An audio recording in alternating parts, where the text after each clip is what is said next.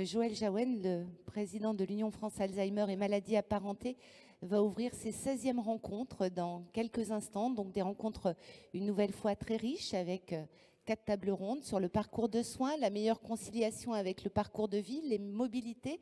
Nous reviendrons bien sûr sur la conduite automobile et donc les avancées de la recherche.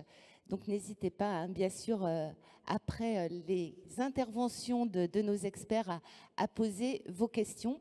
Et donc sans plus attendre, je vais passer donc la parole à Joël Jaouen pour l'ouverture de ces rencontres. Monsieur le Président. Merci Hélène. Je crois qu'il faudra accepter un petit va-et-vient parce qu'il semblerait, j'en suis un témoin, des gros problèmes de métro ce matin. Bien, mesdames, messieurs, chers parlementaires, chers amis, permettez-moi tout d'abord de vous souhaiter à toutes et à tous la bienvenue à la Maison de la Chimie, où nous sommes heureux de nous retrouver pour ces 16e rencontres France Alzheimer qui vont, comme l'an dernier, se dérouler en présentiel et en distanciel. Ce choix permet en effet à plus de 2000 personnes d'y participer. Un chiffre qui témoigne à lui seul de la puissance et de la mobilisation de notre réseau et de l'intérêt que suscitent nos débats sur la maladie d'Alzheimer.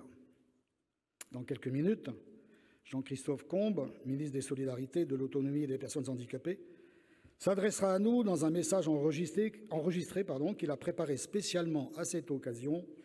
Nous l'en remercions sincèrement. Cette année, nous avons choisi comme fil rouge de l'événement le parcours de vie. Car ce parcours est souvent semé d'embûches pour les personnes malades et leurs proches aidants. J'ajoute que cette question est universelle. Elle nous concerne tous, jeunes et moins jeunes, malades et bien portants. Nous sommes tous des usagers du système de santé. Et c'est aussi à ce titre qu'il nous revient de défendre son bon fonctionnement, j'oserais parler de son optimisation. Les premiers obstacles tiennent souvent au parcours de soins. Il faut y entrer, mais par la bonne porte. Et il faut ensuite qu'il soit fluide et sans rupture. Pour cela, nous nous accordons sur un point avec les pouvoirs publics. Les parcours doivent être davantage coordonnés. Mais comment y parvenir? Comment des personnes malades et leurs proches aidants peuvent-ils se repérer dans un système administratif complexe, peuplé d'acronymes multiples et en perpétuelle évolution? Vous êtes, et nous sommes souvent en première ligne, véritables pompiers de l'urgence pour accompagner les familles, les conseiller, les rassurer et même souvent les orienter. Oserais-je dire que nos associations départementales sont parmi les seules à proposer un accompagnement à dimension humaine au quotidien et dans la continuité? Oui, je l'affirme. Le tissu associatif comble souvent le vide des prises en soins et ce travail doit être davantage reconnu par les pouvoirs publics. Par ailleurs, concilier parcours de soins et parcours de vie demeure aujourd'hui souvent un défi, car il implique de reconnaître les capacités préservées des personnes atteintes et donc leur droit à accéder à des activités thérapeutiques ou des interventions non médicamenteuses qui préserveront au maximum leurs capacités physiques et cognitives. Cette reconnaissance passe par une meilleure inclusion dans la société et nous en revenons encore et toujours à l'impératif de faire évoluer le regard sur la maladie. C'est, vous le savez, un travail de longue haleine qui requiert une mobilisation de chaque instant. Avant un droit à l'assistance, il faut nous reconnaître un droit à l'existence. Une existence digne, une vie au grand jour, sans entrave. Et c'est à la mobilité que je fais référence ici. Vous êtes nombreux à regretter de ne pouvoir accéder aux ateliers organisés par les associations départementales, faute de transport adapté, faute de transport tout court. Conscients des bienfaits des activités que nous proposons, des médecins établissent des prescriptions médicales de transport. Certaines caisses d'assurance maladie prennent en charge le remboursement, d'autres non. C'est indéniablement une atteinte à notre égalité républicaine. C'est aussi et surtout une atteinte à notre droit de patient, d'usager, que certains s'évertuent pourtant à décliner dans les textes de loi et des chartes. Écrire des droits, c'est bien, mais les faire vivre, c'est mieux. Et que dire de l'arrêté du 28 mars 2022 sur la conduite automobile? Sinon qu'il fut d'une extrême violence pour vous, pour nous, pour toutes les personnes malades et les familles que nous accompagnons. Comment est-ce possible qu'en 2022, une personne atteinte d'une pathologie neuroévolutive puisse être interdite de conduite dès l'apparition des troubles sans plus d'explication ou d'accompagnement? Outre qu'il porte atteinte à l'article 20 de la Convention des Nations Unies relative aux droits des personnes handicapées, ce texte entrave notre liberté fondamentale d'aller et venir et démultipliera le risque de non-dépistage de pathologies concernées.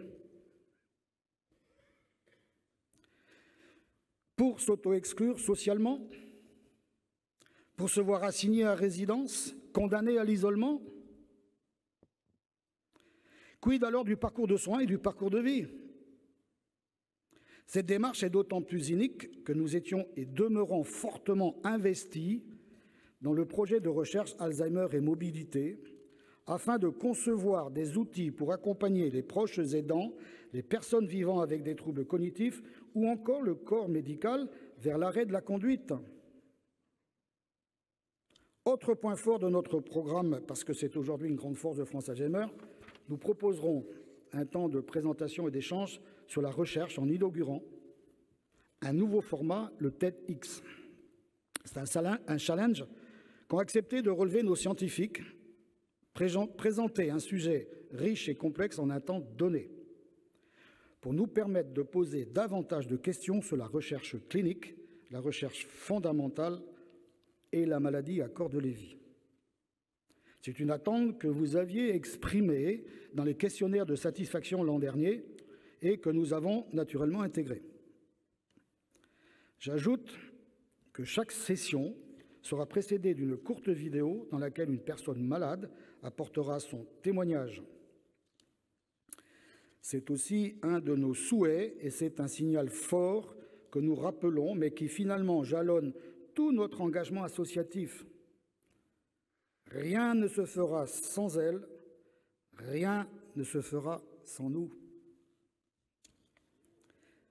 Je tiens d'ailleurs à saluer l'engagement des associations d'Eure-et-Loir et de Hauts-de-Seine qui ont facilité la réalisation de ces films. Avant de conclure, je tiens à vous annoncer que l'Assemblée nationale a décidé de la création d'un groupe d'études dédié à la maladie d'Alzheimer. Nous ne pouvons que nous en féliciter et remercier la représentation nationale qui a pris la mesure des enjeux auxquels nous sommes collectivement confrontés. En conclusion, je tiens aussi à remercier chaleureusement l'ensemble de nos intervenants, les collaborateurs de l'Union nationale, pour l'organisation de ces journées et les bénévoles de France Alzheimer pour leur action et leur engagement aux côtés des familles.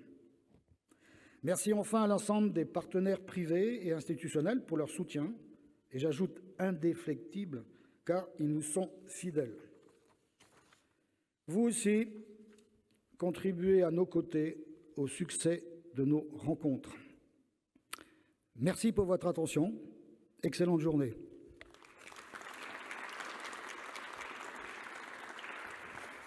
Merci beaucoup, Monsieur le Président. Vous restez donc avec nous pour la première table ronde, mais je vous propose tout de suite donc d'écouter le message de Jean-Christophe Combe, s'il est possible de lancer la vidéo, s'il vous plaît.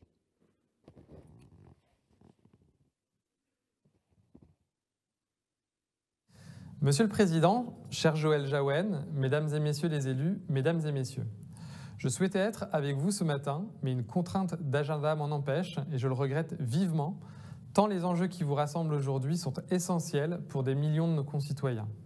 Fin septembre, j'ai eu le plaisir de participer avec vous à la Journée mondiale Alzheimer.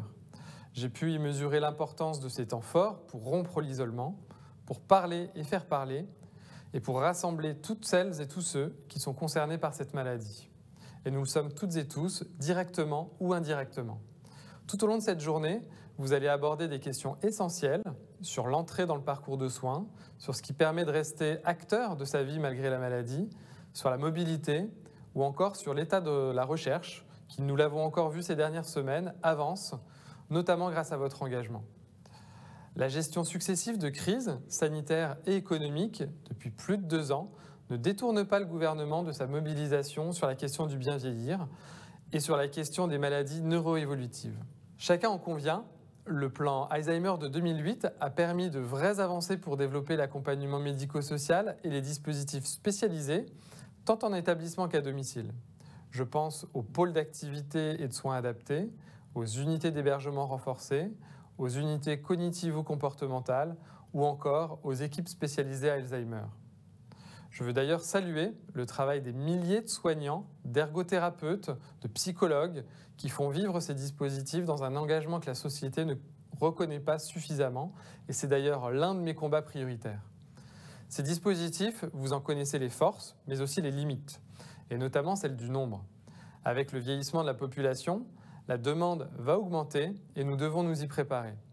D'ici à 2050, le nombre de personnes malades va doubler avec plus de 2 millions de personnes qui seront directement concernées. C'est toute l'offre qui doit évoluer puisque nous devons renforcer l'accompagnement au domicile, notamment lorsque les troubles psychologiques et du comportement apparaissent, mais également en EHPAD, car tous ne sont pas encore dotés en PASA ou en UHR et quand ils existent, souffrent trop souvent de problèmes de recrutement.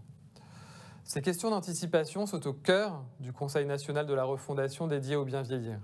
Cette nouvelle méthode de co-construction des politiques publiques qui associe très largement les citoyens et qui me conduit depuis des semaines dans de nombreux territoires pour embarquer très largement la société autour de cet enjeu du vieillissement et ne concerne pas seulement les professionnels et les personnes accompagnées.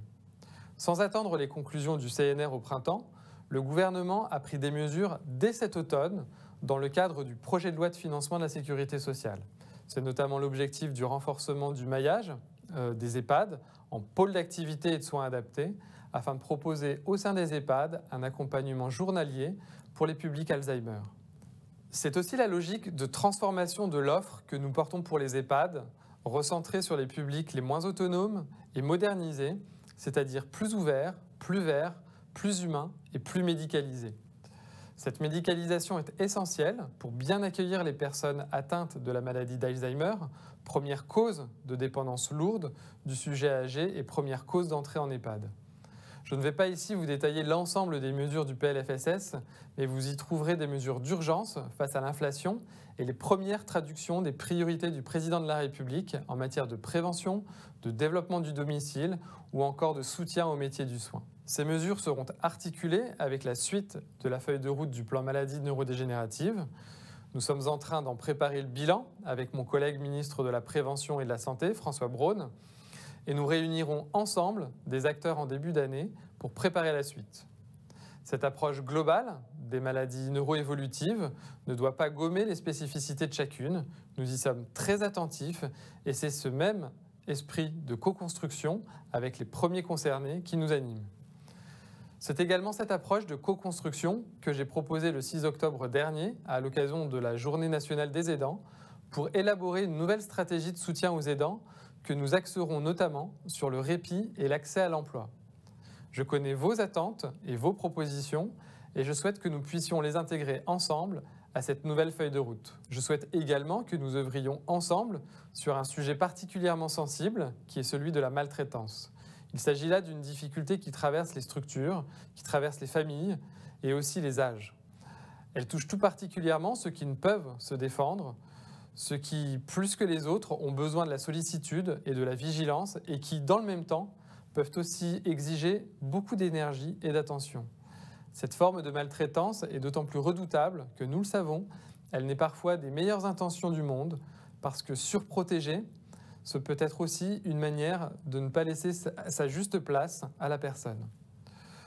Nous savons aussi autre chose, c'est que les risques sont démultipliés lorsque la personne qui aide est isolée et ne trouve pas de temps pour elle, pour penser à autre chose et se reposer.